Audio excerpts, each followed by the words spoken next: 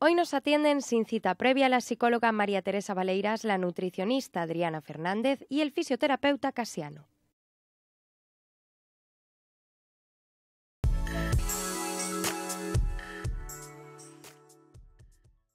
Mi pareja tiene miedo de salir de casa o que yo lo visite. ¿Cómo lo ayudo? Bueno, Paula, lo primero que te tengo que decir es que creo que tú tienes que demostrarle a él que tú sí que no le tienes miedo a la calle y que estás dispuesta a salir. Es un buen método. Habría que saber cómo es él, cómo era antes del confinamiento, en qué medida su rechazo a salir tiene más que ver con el confinamiento que con su propia personalidad. Pero en principio yo creo que la mejor manera que tú tienes de ayudarle es demostrarle que tú eres capaz de salir a la calle y que la vida continúa, y decirle de vez en cuando que tienes ganas de estar con él y de verlo. Sería pues lo más adecuado que puedes hacer en este momento. Otra cosa es si hay algún problema de relación por medio o alguna cosa de ese tipo, pero en principio él tiene que ver que los que están a su alrededor salen y que continúan viviendo, y cuando eso lo empiece a normalizar y a valorar como que los demás son capaces de hacerlo, pues igual hace algún intento y te pide ayuda para intentar salir a la calle. Tú debes ofrecérsela, pero tampoco debes presionarle demasiado. Mi hija adolescente está muy rebelde. ¿Es normal? ¿Qué hacemos? Hemos creado una rutina con respecto al confinamiento, nos hemos tenido que adaptar a estar muchas más horas juntos, a compartir espacio, a compartir horas que a lo mejor antes no compartíamos tanto. Tú tienes que salir de esa rutina y volver a la realidad, que es ir empezando poco a poco a salir a la calle. La edad de tu hija da mucho que pensar. Que se haya rapado la cabeza puede ser un signo de que está buscando su propia autoestima y su propia personalidad. A mí, el que se rape la cabeza o no, pues no me llama la atención. Lo que sí me puede preocupar un poco es que a lo mejor no sepáis entender sus llamadas de atención. Pueden ser llamadas de atención diciendo aquí estoy, necesito ayuda. No lo sé muy bien. Otra cosa que sí podéis hacer es entender que es un adolescente, que se tiene que revelar, que en esta manera la única forma que tiene o fórmula es haciéndolo en casa, es decir, a los que estáis más próximos. Siempre, los padres pagamos siempre el pato de los adolescentes. ¿Contra quién se van a rebelar si no? Contra la autoridad más directa, que somos los padres. Entonces, entenderla, dejarle espacio. Y después, por otra parte, en situaciones más triviales, intentar averiguar si ella necesita algo que podáis buscar para ella, algún tipo de ayuda, si la demanda o no la demanda. A lo mejor simplemente con que vosotros estéis dispuestos a escucharla en momentos cuando no se está revelando, cuando está tranquila, pues hay que ofrecerle pues un poco de compañía y un poco de estoy aquí para escucharte. ¿Cómo animo a mi madre a caminar un poco y tomar el aire? Hablamos de una persona de 80 años o casi 80 años con una cierta dependencia, por lo menos emocional. Entiendo que, por lo que describes, el problema existía antes del confinamiento y hay un problema de salud añadido que indica o incide en que es adecuado que ella tiene que caminar. Y voy a ser un poco drástica, pero la realidad es que a veces a los hijos también nos toca de ejercer papeles que no nos gustaría tener que hacer, pero yo creo que si a tu madre por razones de salud le aconsejan y le recomiendan caminar, el coronavirus que no sea una excusa, hay que empezar a sacarla y obligarla. Evidentemente, al principio creo que es positivo que se le acompañe, más que nada para darle tranquilidad y serenidad. ¿Cómo enfrentarnos al proceso de duelo? Nos ha tocado de golpe y porrazo asumir a todos que un acto tan social y de despedida como es acompañar a nuestros muertos y a las personas que se quedan sufriendo en esos momentos tristes, pues no se puede llevar a cabo y lo tenemos que asumir todos. Te pase a ti, me pase a mí, le pase al vecino de al lado. Para mí hay dos cosas muy importantes que hay que tener en cuenta y es respetando la persona que se fue. Detrás de cada persona que se va hay una historia de valores. Para mí es fundamental respetar los valores y las creencias de esas personas. ¿Cómo ir asumiendo el duelo?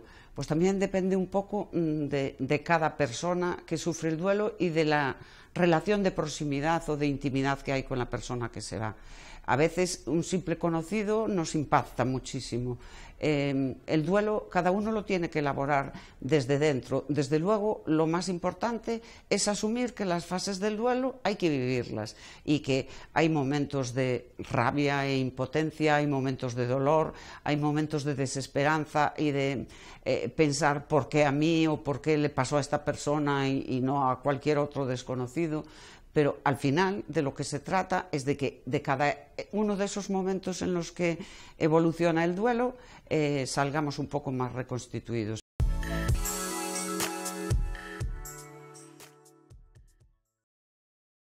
Hipertensión y diabetes. ¿Debo llevar una dieta específica? ¿Ayuda la vitamina C? Porque con una hipertensión y antecedentes de diabetes, pues es más necesario todavía prestar atención a tus hábitos, ya no solo de la alimentación, sino de actividad física, de descanso, de estrés, etc. A nivel de alimentación, unos hábitos saludables basados en alimentos de origen vegetal, frutas, verduras, legumbres, todo lo que sean cereales y derivados, consumirlos integrales, como la pasta, el arroz, la patata, y evitar comida ultraprocesada, aquellos productos que puedan llevar harinas refinadas, que lleven azúcares añadidos, exceso de sal, que en ese caso entiendo que ya tienes cuidado por la hipertensión, y luego muy importante el tema de la actividad física también, serían dos pilares, ¿no? Hábitos saludables de alimentación y ejercicio, y aprendiendo muy bien a leer etiquetas, porque nos venden muchos productos como saludables y luego te lees la lista de ingredientes y te das cuenta de que hay ahí un poco de trampa. Así que sí que sería importante cuidarlo. Y con respecto a la fruta siempre es buena. Puede haber alguna patología que requiera restringirla, pero con la fruta siempre mínimo puedes tomar 3 raciones al día y no te preocupes por la diabetes porque la fruta tiene azúcar, pero dentro de un aporte de fibra que eso ya lo respalda y puedes acompañarlo, por ejemplo, de frutos secos cuando tomes fruta, pero tampoco sería necesario. Y la vitamina C, que está presente en frutas como la naranja, el kiwi, las fresas, es muy interesante a nivel nutricional porque la vitamina C es antioxidante y entonces pues todo lo que nos evite oxidación pues siempre va a ser bueno. Aumenté de peso y no hago deporte. ¿Por dónde empiezo? Primeros pasos que yo te recomendaría, primero analizar bien cuáles son los hábitos que estás teniendo y que tuviste esta temporada y ver de qué manera mejorarlos. Puede ser tan fácil como, imagínate que consumes refrescos, pues empezar a dejar refrescos y beber más agua o hacerte agua con sabores. Si no tomas verdura, pues yo valoraría bien qué tipos de verduras y hortalizas hay, porque estoy segura de que hay alguna que te puede gustar y probar maneras en las que las puedas ir incluyendo. A lo mejor pues te gusta más hacer un puré en el que mezclas varias cositas, a lo mejor pues puedes mezclarlo con tu plato favorito, imagínate que es la pasta, pues tomas pasta pero siempre integral y le metes ahí una verdurita bien picadita, o te haces un plato de cuchara con legumbres y le metes las verduras trituraditas. Es ir poquito a poco viendo de qué manera combinar, meter alimentos saludables en lo que es tu rutina que quizás no lo sea tanto. Para esos momentos de picoteo quizás también buscar alternativas saludables como los frutos secos, un yogur que no tiene por qué ser desnatado porque el hecho de que tengas que bajar de peso. Y luego también te iba a decir que te recomendaría ya no solo centrarte en qué comer menos, sino en aprender a comer con tranquilidad, conscientemente, salir a caminar un poquito, hacer algo en casa, alguna rutina, pero no pretender de no hacer nada, hacer el todo, ir pasito a pasito y con cambios que te hagan sentir bien y de los cuales disfrutes. Mi padre anciano come menos. ¿Debería preocuparme? ¿Debería hacer una dieta específica? O sea, tendría que conocer bien el caso, a qué te refieres con que come menos, porque de repente tu impresión de que come menos piensas que es preocupante y de repente no lo es, porque come menos pues debido a que también al estar confinados, no salir de casa, es bueno que haya comido menos cantidad porque hay menos gasto calórico, también puede influir a lo mejor la parte emocional, pues uno pierde apetito, igual que hay gente que gana más apetito, pues también hay a quien le afecta de la manera contraria. Entonces sí que es cierto que habría que valorar bien a qué te refieres con que come menos, puede ser preocupante o puede que no.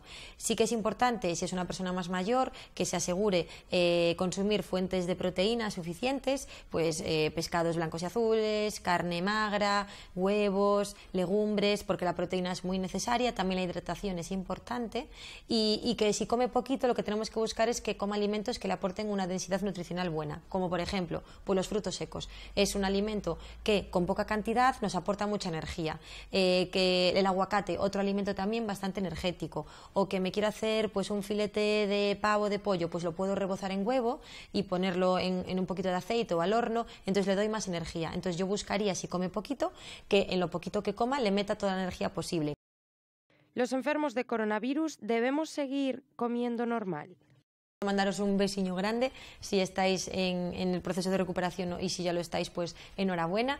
Pero como recomendaciones os diría, muy importante, nutrientes como por ejemplo, antes hablamos de la vitamina C, pues consumir 3 raciones de fruta al día, cargadas de vitaminas, minerales, de fibra, y con esa vitamina C que nos va a ayudar también. Consumir verduras y hortalizas, evitad ultraprocesados y alimentos superfluos que lo único que nos van es a llenar el estómago, pero no nos van a nutrir a nuestro cuerpo y a nuestras células. Luego también es muy importante la hidratación, muy importante, y si no hay mucho apetito, buscar la manera de darle energía a vuestros platos. Antes ponía ejemplos, pues para este caso también nos sirve, pues a vuestros platos, pues por ejemplo, pues meter alimentos como grasas saludables, pues aguacate, frutos secos, huevo, aceite de oliva en crudo, que le van a dar energía al plato, si a lo mejor no tenéis tanto apetito. Entonces evitad cosas superfluas y alimentados con materia prima de calidad.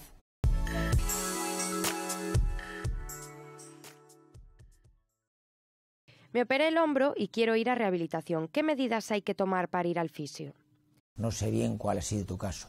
De todas formas, en el momento que te operan, lógicamente lo ideal sería el iniciar la rehabilitación de inmediato, pero con precaución, con movimientos pasivos, es decir, que te realiza el profesional, el fisioterapeuta, previa información del cirujano del tipo de intervención que ha realizado según tu patología. La luxación puede ser anterior, que es la más frecuente, pero también puede ser inferior o puede ser posterior. Dependiendo de cómo sea, lógicamente el tratamiento es distinto y dependiendo también de la intervención, del tipo de operación que haya realizado. No tengas miedo a ninguna medida, porque todas las clínicas de fisioterapia estamos dotadas de material preventivo para no contagiar y para no ser contagiados. Con lo cual puedes acudir a cualquier centro al que sea de tu confianza para realizar el tratamiento. Al retomar la actividad física me duelen los tibiales. ¿Debería revisarlo? Siempre que hay un dolor, yo creo que tenemos que tener muy claro que hay una alteración. Nosotros podemos caminar 1 hora, 2 horas, 3 horas, 4 horas sin que notemos absolutamente ninguna molestia. Si te duelen, como dices, las tibias, es que tienes algún tipo de lesión. O bien en la zona que me comentas suele ser frecuente una periostitis en la parte anterior de la tibia, puede ser también frecuente un síndrome compartimental. Yo sí, siempre que hay dolor, yo os aconsejo que os pongáis en manos de un profesional que diagnostique. Rehabilitación post-COVID-19. ¿Cómo de complicado se ha vuelto vuestro trabajo?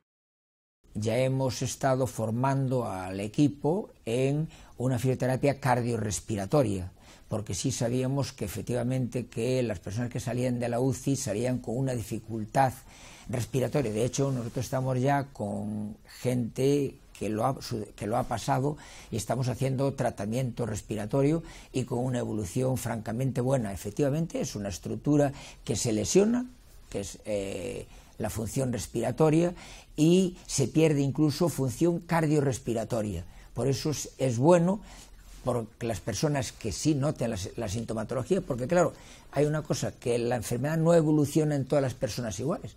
Hay el grupo denominado 0 que pasa prácticamente inadvertido y hay personas que efectivamente lo pasan francamente mal y hay que ayudarles incluso mecánicamente para facilitarle la respiración durante la fase inflamatoria.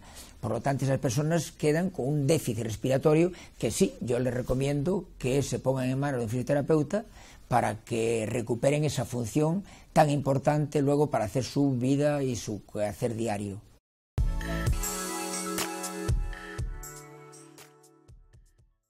Pues con estos consejos nos quedamos. En el próximo programa hablaremos de neumología, ginecología y preparación física. Pueden enviar sus preguntas al 667-414-525 hasta el 20 de mayo.